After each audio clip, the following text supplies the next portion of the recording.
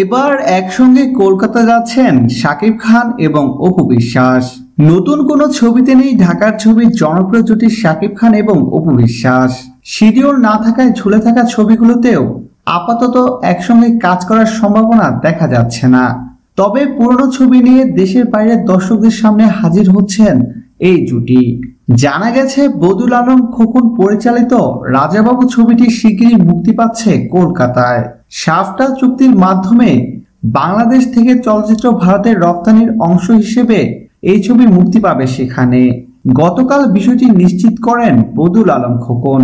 এ প্রসঙ্গে তিনি বলেন, কলকাতায় ছবি মুক্তির ব্যাপারটি বাণিজ্য মন্ত্রণালয় থেকে চূড়ান্ত করা হয়েছে, তবে কবে মুক্তি পাবে তা এখনো ঠিক করা হয়নি।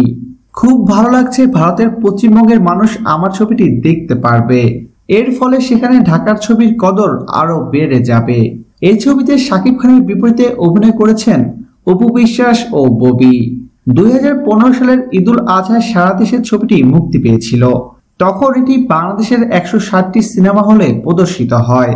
প্রিয় দর্শক, ধন্যবাদ ভিডিওটি দেখার জন্য। নিত্য নতুন এক্সক্লুসিভ সব খবর পেতে এখনই সাবস্ক্রাইব করুন এইচডি ওয়েবসে।